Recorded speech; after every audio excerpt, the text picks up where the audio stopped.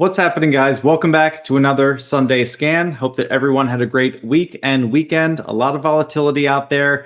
We have some great topics that we're going to cover today in Scan. We're going to have Emil on. And Emil was really the person that came to mind for me to have on Sunday Scan this week because Emil's been in the markets for, close to 20 years, and he's been through, corrections, recessions, market changes, and he's been able to adapt and navigate that. But definitely lots of lessons along the way. And so I'm going to ask him some questions, related to that, because I feel like some people who have been participating in the market for the last couple of years, they might be a little bit thrown off during these corrections and, not understanding why their thesis that used to be working is not working anymore, even though, to them, nothing's changed, but everything's changed. The market conditions, the narrative, the liquidity, it's all shifting constantly and taking in new information. So Emil's just a great person to talk to about that concept. And I think that people will get some good insights based on his answers.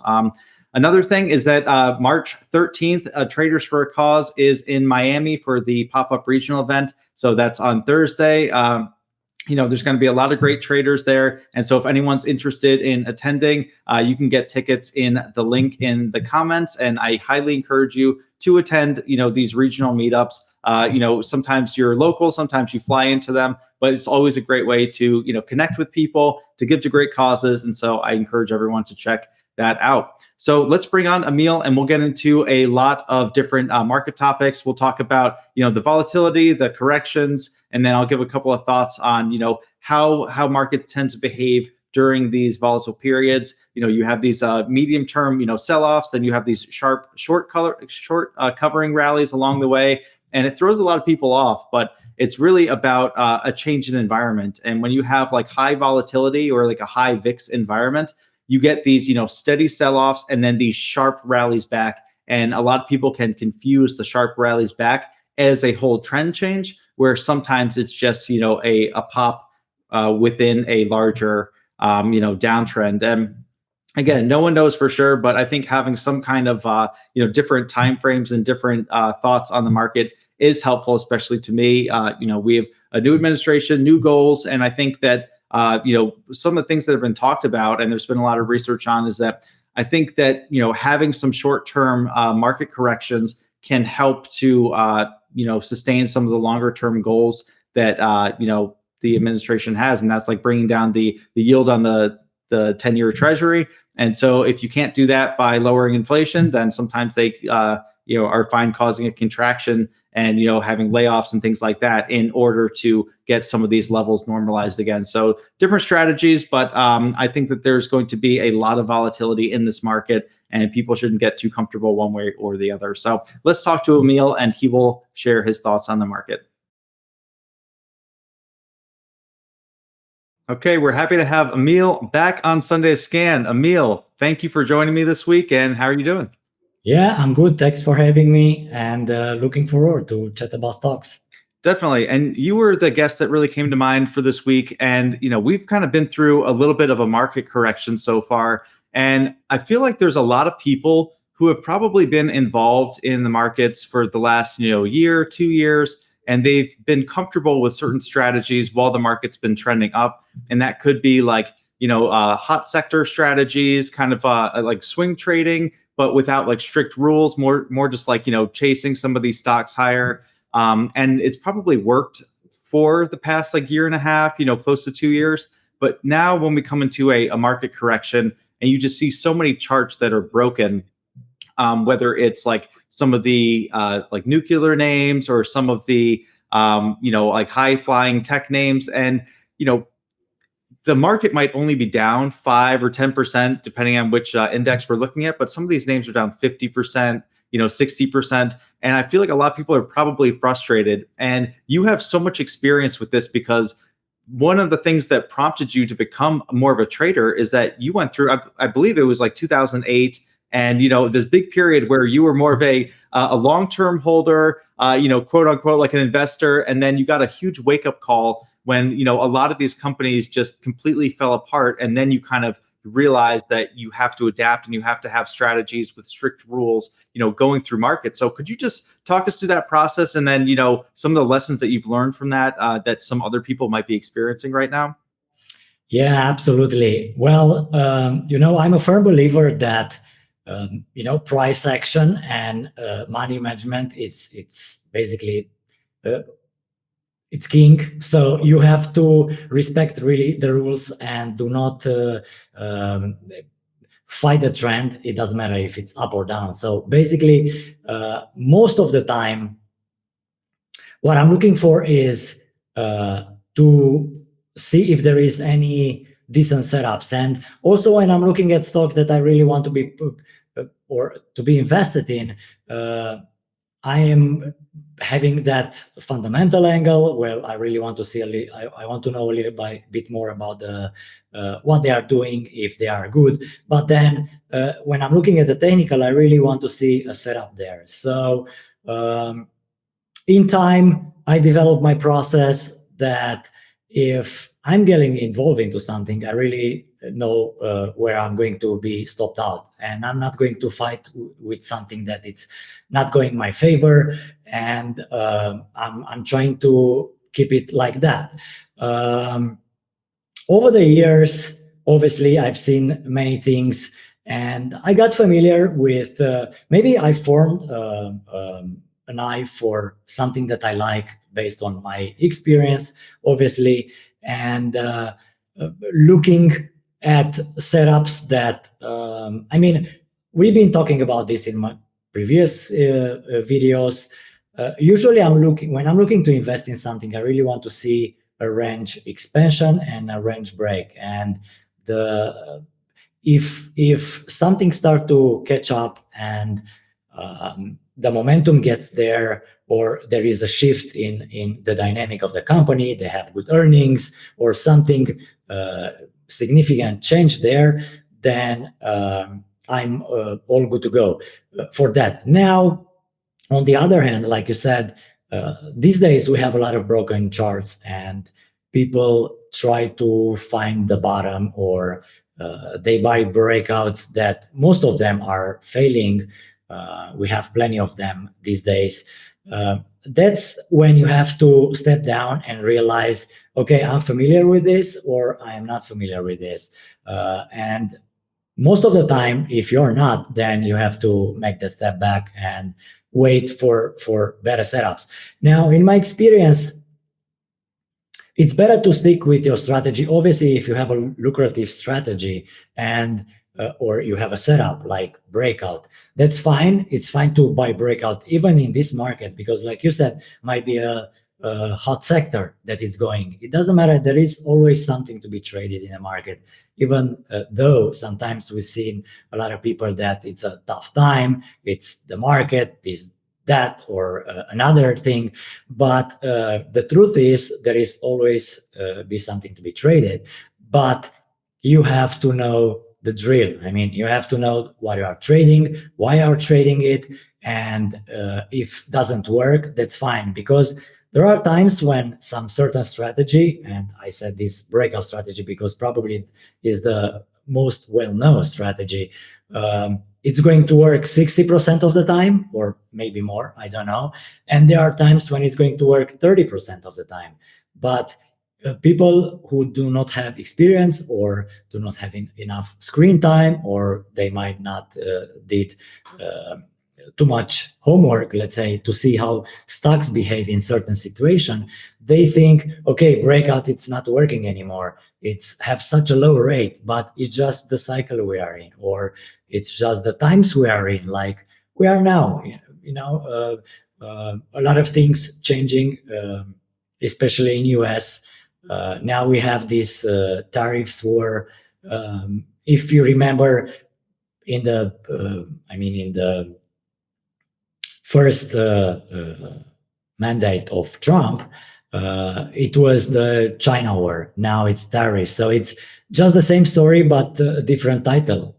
It's going to be volatile, but I also learned over the years to not pay too much attention, because everybody has an opinion.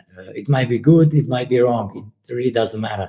That's why it's important to know what you are trading, what are the setups. You have to know them in and out. And if they doesn't work, that's fine. That's why you have a stop, and you are not going to get stuck there.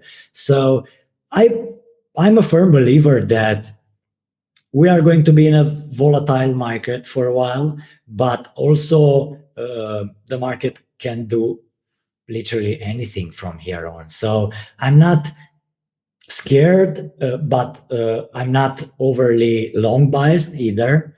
Uh, I'm just going to the setups, and if I find a good or decent risk reward, I have no problem to go long. For instance, we have a lot of charts that, despite the fact that um faded quite a lot from the highs, like Palantir, for instance, and I know that you are watching Palantir as well, might give a decent bounce at some stage.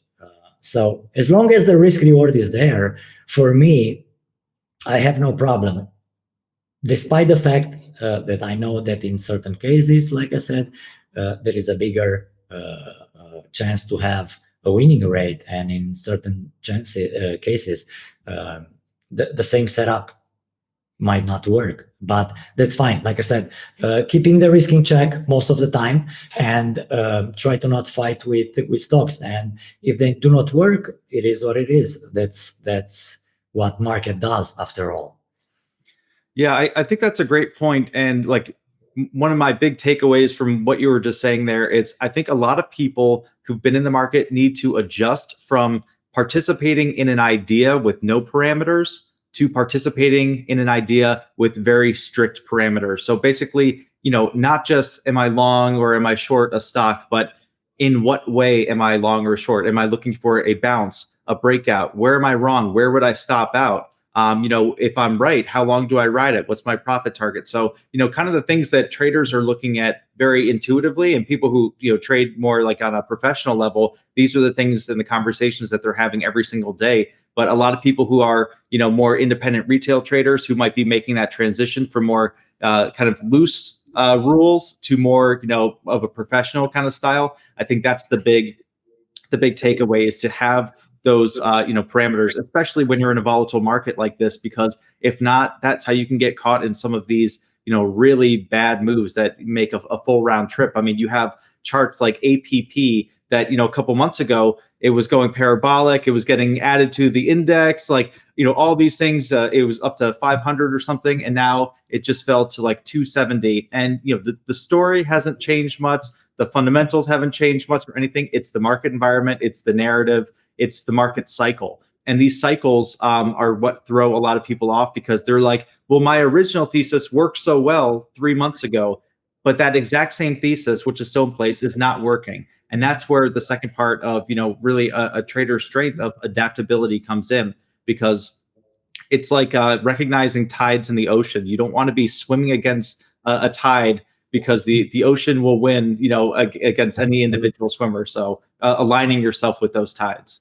Yeah, absolutely. And it's I know for a fact, and that's not. I mean, I'm not inventing the wheel. It's just you just have to go back and look at all those charts from 20 years ago, 30 years ago, or even 10 years ago. There is a parabolic move and then a fade, and those who really do something, who are good companies, at some stage are going to find a base. And when they break that base or start to break out again, or the range expand, that's when you really want to get involved in them. And even in this example with APP, like you said, it's dropping like a rock. But if at some stage it's going to find a base, I'm looking, for instance, at 200 area. We shall see if it's going to get there, or it's going to go lower. Who knows? For me, it's not a good candidate to get involved right now. But given the fact that it's a company that I like, I'm going to keep an eye on it. And if it's going to build up at around that area, or it's going to hold above 200 SMA, it might give another chance in few months. But that's why you constantly have to monitor these stocks and see when can give you a trigger and basically a good risk reward. That's all about, after all, because um, you just don't blindly buy or sell something. You really have to minimize the risk and maximize the outcome. Yeah, definitely. And there was something I wanted to ask you about. So I feel like, especially in a market like this, something that I pay attention to this almost always, but I'm hyper paying attention to this during volatile markets, and that is having multiple time frames in mind, and not basing the action of a stock as a one size fits all thing. And so what I mean by that is this: during market corrections or anything, a lot of times you'll have these big downtrends and then these huge short covering rallies or these huge swipe ups. And someone who's just watching one of those short covering rallies play out, they might say this is the strongest stock in the market, this is really ramping, but not understanding that that might be a huge swipe up within a broader downtrend. And so having those two time frames in mind, so it's saying like something like MSTR or something like one of the quantum names, they might be squeezing out or doing something for a few days, and you can either participate in that on the long side, but kind of having that more medium term view as well of saying, if you zoom out, where is this likely heading? And so keeping in mind that you can have these violent moves up or these violent moves down, but then have a medium term trend that is kind of in the opposite direction. I think that's very helpful and keeps people from getting too locked in on one bias. Yeah, absolutely. Usually, what I'm looking at this, I'm pretty bad with and I know that for a fact. I mean, I'm not. I would like to be better on something that it's going so parabolic like quantum names, for instance. But most of the time, I'm missing the big part, and then I'm saying, okay, I'm not going involved in this, and then you have the second leg up. But usually, what I'm looking for this is, okay, how am I going to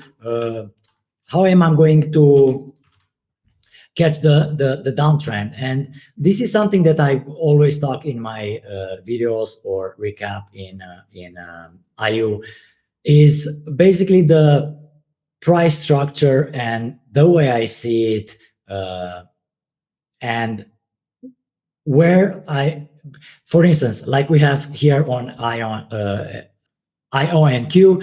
So basically, we are looking for a bounce. Like I said, it might be, people think that it's the next leg up, but it's basically the short covering, and then the stock starts to lose some momentum or steam, and then resume to more fading. Obviously, the momentum was consumed on the front side. Now, usually what I'm doing in these cases is when there is such a violent drop, and I'm not eager to nail this, and I know it's nice to catch such a big drop, but most of the time it's very hard to time it on the first day, because there been a first day here, there been a first day here, and always reclaimed. So usually what I'm looking, it's for a trend break and looking at previous lows. So obviously this drop kind of put the backside on this stock, and what the levels I was looking for, even the days it had this squeeze, was basically this level at around 38, and then you have to watch and see how it's going to behave at the next level. So I had few trades on this, but then again was pretty resilient. But again, here was starting to stuff, and definitely for me, here was a big sign of stuffing action and a stock losing steam. So I got involved into this, rode it on the way down for a few days. I think I covered pretty much at around here. Was expecting another bounce, but still here we are. It's fading more lower. So for me, it's always looking on multiple time frames, like you said, and the way it's behaving at certain levels. But first, it has to have a broken structure, and that was the moment kind of broke under this low, and even more on this low. So for me, after broke under this low, was definitely a short into any reach of this level, and which I did. But again, being pretty resilient, then I really wanted to see if it's doing the move that actually did here, went higher and then started to stuff there. I still have an alert from those days here. So that's basically what I'm looking for a short, reclaiming those liquidity levels and see if managed to break them. But as you can see here, had multiple rejection with multiple red candles, which kind of gave a clue that the stock doesn't have enough steam to push through and have another leg up. Yeah, definitely. And so, as we're getting into our main watches, I'll give the disclaimer that neither of us are financial advisors, and these are not buy or sell recommendations. All this is for informational and educational purposes only. So, Emil, what do you really have on watch for the upcoming week, and how are you thinking about some of these setups and these charts? So, have a bunch on radar for next week, and I have a lot of stocks that I really like, and from various reasons. But since we had a strong close on Friday, I know that in the upcoming week there is going to be a lot of volatility. But still, as long as these stocks had a decent pullback, and as you can see in Snow, that's a decent pullback, almost 50% of the last leg, and also this 100 SMA kind of held. I lean towards having a long bias for a long trade here. So most of my watch list for the next week is going to be those stocks that been up a lot, but faded in the past few weeks, and now they might give a bounce trade. And Snow, it's one of them. NU again found the base here and having a narrow range. We shall see if there is going to be some momentum, but definitely risk it's limited at lows of this leg. What else? UPST, same thing here, close to 200 SMA, went up a lot, went down a lot. If it's going to have one or two inside days, I'm going to be interested. JD, it's one of the trickiest of the group I'm watching. That's basically some sort of breakout trade if you want. But since China stocks been pretty strong in the past few days, with BABA, which still holding at highs, we shall see how it's going to behave. But still, JD building up into this range, looking for a breakout. For me, JD is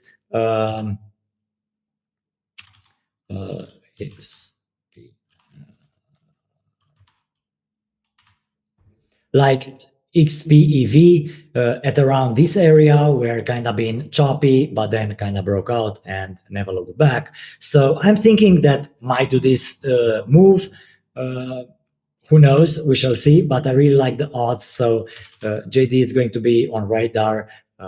Looking at this level for a risk. PayPal, it's one of the names I'm watching for a while now. I mean, these are the stocks that I have been talking in the last video, and I posting a lot of watch list on Twitter. So this is something that I'm watching for a while now. I like the fact that PayPal testing these levels, and right now it's having this small build up and a breakout here on Friday. So I'm going to be interested in any dips, risking pretty much 66.50 level. CrowdStrike, again, big dive, 200 SMA catching up here. We shall see if it's going to give something next week or not. Most of the setup are not, I mean, they are nice, but they do not have a trigger yet. So they need a little bit more time to unfold. But still, I like the fact because they are having a major pullback. AFRM, same thing here, around 200 SMA. We shall see maybe one more day of a drop and then some sort of a bounce. HIMS, same thing here. This is a nice trend actually, and it's catching up here with major moving averages. We shall see if, usually I'm not interested to buy the first bounce day, mostly waiting and see if they manage to hold those moving averages for 3 days at least, and then another leg up. But still keeping an eye on it. Tesla, I mean, I think it's on everyone's radar.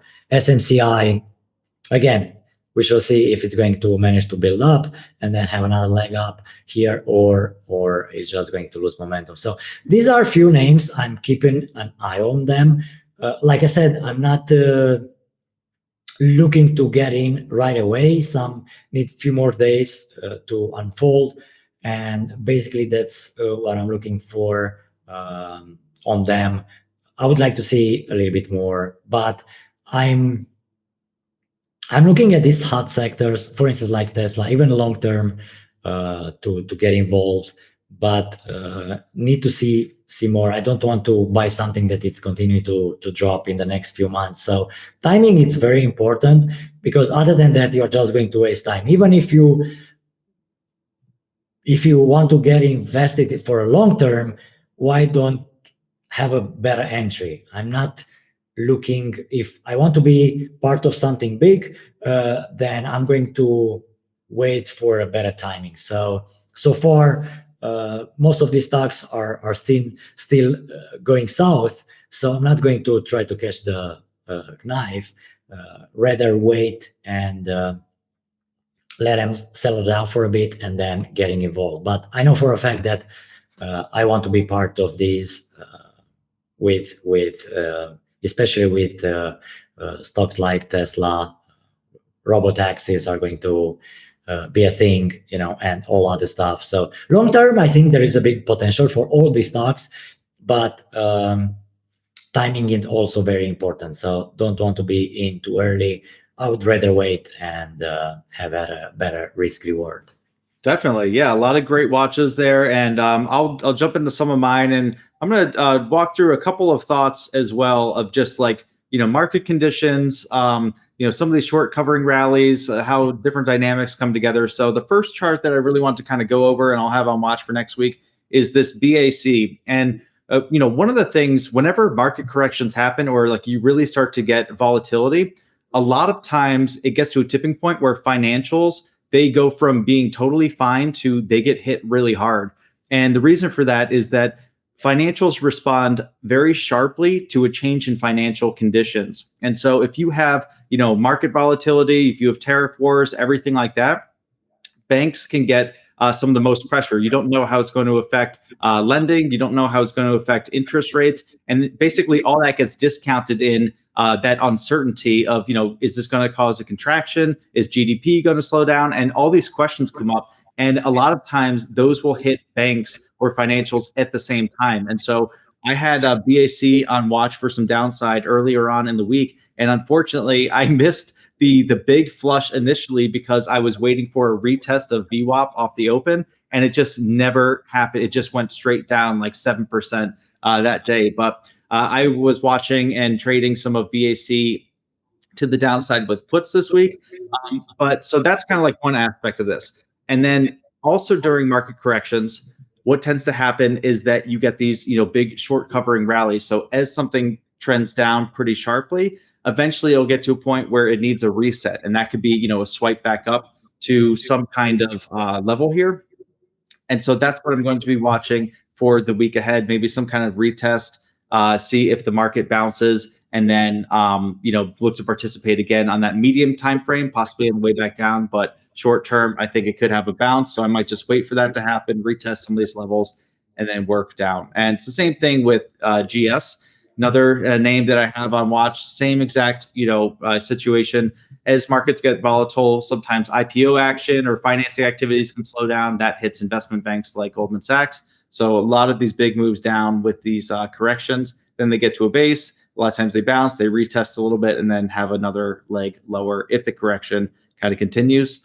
Palantir, so this one's just been consolidating again around a big level. And, it's had a couple of false breakouts, a couple of false breakdowns, but you can see this, kind of 79, 78 level is a pretty clear area on the downside. So if I'm looking for a bounce trade or something, even if I don't think it's going to last, that can be a pretty tight stop area to use. So if it goes down, flushes in the morning to, that 78 or somewhere around there, and the market's holding up pretty well, a lot of times it's had a big bounce back up to 85, 87. And, if you get a couple of $5 or $7 moves a couple times a week, that adds up. And so those can be some really good trades to participate in. So Palantir will be on watch for that. But then if it starts to break below these levels, I wouldn't be surprised to see it, test some of these under levels as well. So that's kind of a key line in the sand right there. The next one I have on watch, Tesla, just like you, Emil. So this has been downtrending very cleanly, coming into some big support. And again, if we have like a short covering rally in the market, I could see this having a bounce trade, but I think it would be an unsustainable one for right now until some of the market conditions get better. Baba, relative strength in the market, but this is a headline name, which means that during these volatile periods, all it takes is one headline, and you can have this go from relative strength to a reversal trade. And so it's very similar to banks in a lot of ways. And so that would be on watch. So if Trump says, we're going to ramp up even more tariffs or do anything like that, then that could be on watch for a big downside. But otherwise, it probably just works a little bit higher. And that's actually something that, another kind of like market thought is that during these corrections, a lot of money has been flowing into Europe and a lot of money has been, parked in China. And so like a European name that might not be on a lot of people's radar is the German ETF. So what we've seen happening a lot is that as the U.S. is saying that they don't want to pay for the defensive measures of a lot of like the European countries, is that Europe is now like raising their debt ceilings and they're going to be ramping up defense spending and everything else, and that can boost their economy and it can be a positive. So I think you can see that clearly in EWG, which is just a German like large cap ETF, kind of similar to like the Dow Jones in the U.S. And that has had real relative strength. So as money has been flowing out of the U.S. during this correction, it's been flowing into some other markets. Like it's held up decently well in the Chinese market, and now it's flowing into the European market as well. So that's another name on watch, just as like a general trender. And sometimes if you have headlines or other things, I might be looking for calls or for some kind of upside way to participate in that. And then the final one I have on watch is this IONQ. And this is, again, a nice unwind of a big sector theme. And I expect, there to be pops and retests along the way. So maybe you get something up to here. But overall, medium-term view, I think we really just have a big round trip basically to where it came from. And that applies to most of the names, not just the quantum names. But yeah, so those are the main ones that I had on watch. And then, Emil, did you have any comments or anything on any of those? No, basically that's we have similar watch lists, and I think we are going to see. And like I said, no bias for me. I'm just looking to trade the price action. We shall see if some of these names I'm watching are going to catch up a bit and build up for a bit, and then I'm going to. I know for a fact that noise can be very destructive, so I'm not trying to pay too much attention. I'm looking at big picture, more or less. Obviously, short term might be market go south, but like I said, we've seen season one of this in the past, and I know for a fact that things are just going to do their way, and that's basically what I'm looking for. So I'm trying to not get over bias and let some news or people get in my head, and I'm just looking trade whatever it's in front of my eyes, and if the risk reward is good, I have no problem taking it. Obviously, looking at the sectors like you've been talking about, Europe, there is another stock I'm keeping an eye, but I didn't mention it. It's SML, which is the European stock that produce chips. So there are a lot of things to pay attention at, but I think this overly talked and spread information with tariffs, it's so make traders anxious, or they get scared, or it's always, like I said, it's always something. Someone said it right, someone said it worse, and there is always something. I think this is unnecessary information. I'm talking from trading and trader perspective. We should be paying attention always at whatever we have in front of our eyes. And if the risk reward is there, then go for it. And that's basically what I'm trying to do. Excellent. Well, yeah, we have a lot of great watches, a lot of great thoughts. Thank you for sharing some of your, topics on the market and some of your experiences.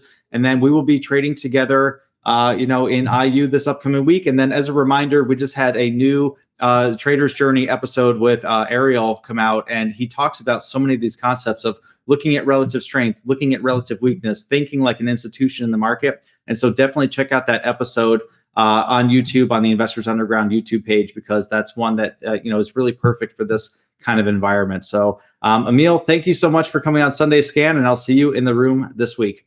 Yeah, catch you up. See ya. Thank you, everyone, for watching. If you want to trade live alongside me and other members of the Investors Underground community, then check out investorsunderground.com to see if becoming a member is the right decision for you. They have some of the best technology and a lot of great members there, all looking to help other people improve their trading. And also check out Investors Underground content on YouTube and Twitter. Thank you.